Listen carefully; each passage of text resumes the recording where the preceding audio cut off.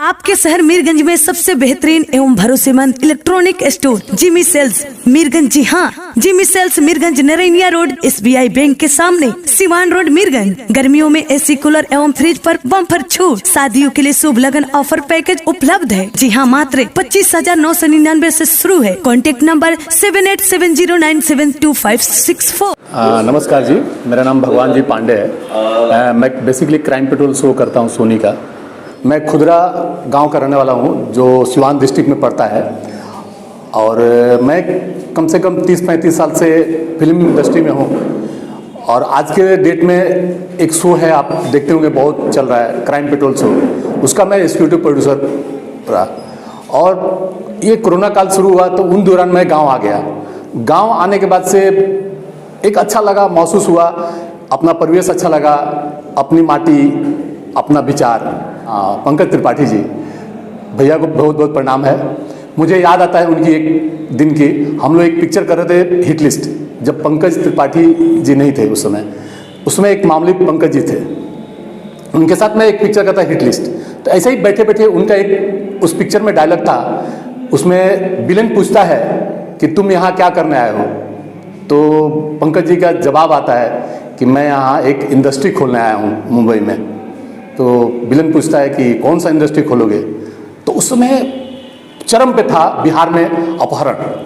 तो पंकज जी का होता है कि यहाँ अपहरण इंडस्ट्री खोलूँगा मैं बम्बई में। वो हिटलिस्ट पिक्चर की डायलॉग है ये। मैं उनके साथ काम करके बहुत अच्छा लगा। और उसी दिन मैंने जब हम काम कर रहे थे तो उनको मैं बार बार, अगर वो सुन रहे होंगे, इस न्यूज़ को, चैनल को देख रहे होंगे, तो उनको याद आ रहा होगा कि मैं उनको बार बार कहता था कि आप एक दिन बहुत कामयाब एक्टर बनेंगे और आपको दुनिया देखेगी। और आज वो प्रूफ करके दिखा रहे हैं, क्योंकि उनकी सबसे बड़ी डाउन टू अर्थ होना उनका बहुत अच्छा लगता है कि ज़मीन से जुड़े हुए होना एकदम। मैंने आप जब भी मिलेंगे तो आपको नहीं लगेगा कि बहुत बड़े एक्टर से मिल रहा हूँ, एकदम भैया का के गले मिलते हैं, बहुत अच्छा लगता है। मैं ये चाहता हूँ कि ऐसे ही बने रहें और दुनिया में तरक्की करें, बहुत आगे जाएं। मेरे तरफ से ईश्वर से उनके लिए दुआ है। अच्छा, उनके साथ काम करने का कितना बार मौका मिला है आपको? उनके साथ मैं हिटलिस्ट पिक्चर ही किया। मेरा हिटलिस्ट पिक्चर करने के बाद से मेरा झुकाव सीरियल्स की तरफ हो गया, और काफ़ी सीरियल्स किया मैंने। जो अनगिनत सीरियल्स है, जैसे कि मीराबाई आपने सुना होगा, फंड, उसके बाद से लेटेस्ट अभी आपने निमकी मुखिया उसमें हाई पे था। उसके बाद से मैंने अभी 10 साल से तो क्राइम पेट्रोल ही शो कर रहा हूँ, 10 साल हुए इसमें। तो हम आपको आज यहाँ हथुआ में राष्ट्रीय सब जनशक्ति पार्टी के कार्यालय में देख रहे हैं, इसका क्या कारण? हाँ, अब ये बताता हूँ।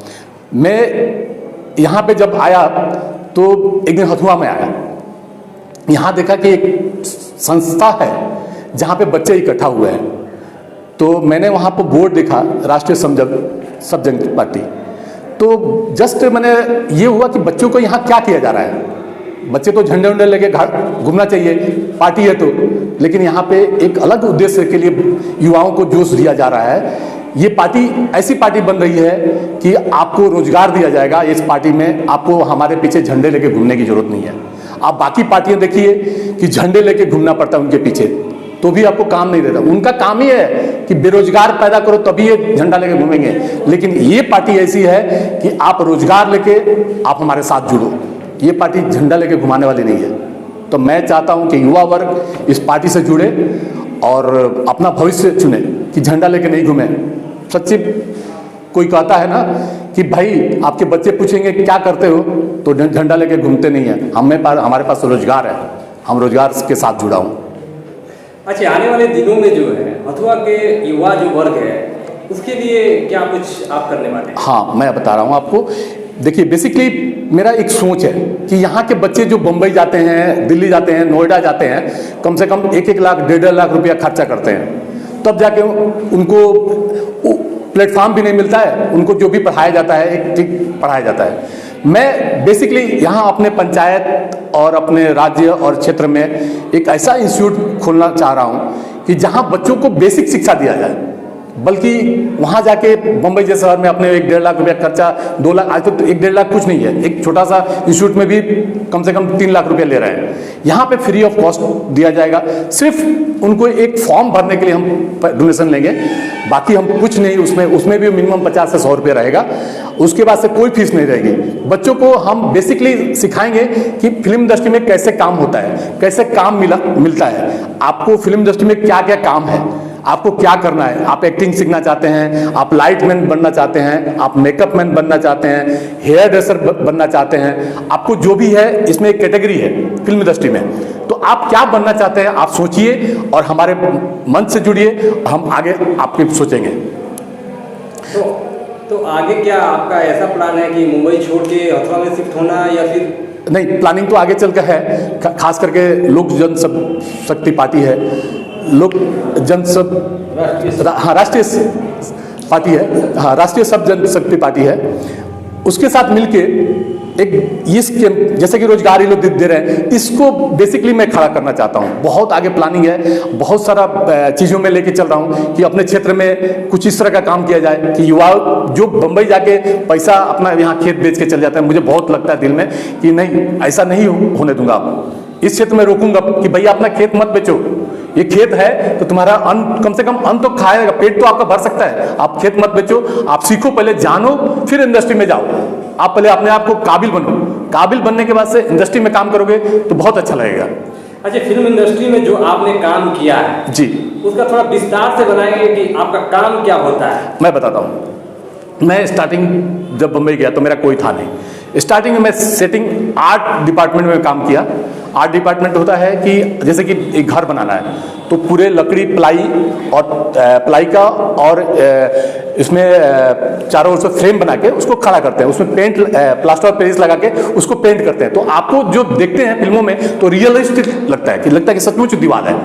पहले बोरा किल्तान आता था, किल्तान को हम लोग टाइट काट के उस पर प्लास्टर ऑफ पेरिस लाके उस पर पेंट मारते थे। तो मेरा वो उस समय काम था आर्ट में काम किया बहुत। आपने देखा होगा सूर्या पिक्चर, विनोद खन्ना की एक पिक्चर थी सूर्या, उसमें मेरे को पहला जॉब मिला एज फॉर आर्ट डायरेक्शन में असिस्टेंट में। उसमें हाजिरी मास्टर मैंने जितने लेबर काम करते थे उनका हाजिरी का काम करता था मैं। तो वहाँ से मेरी शुरुआत हुई आर्ट डायरेक्टर से। उसके सब प्रोडक्शन मैनेजर बना, प्रोडक्शन एग्जीक्यूटिव बना। फिर मैंने एक क्राइम अलर्ट बोल के एक सीरियल थी जिसको मैंने प्रोड्यूस भी किया हूँ, क्राइम अलर्ट, जो दंगल चैनल पे आया था।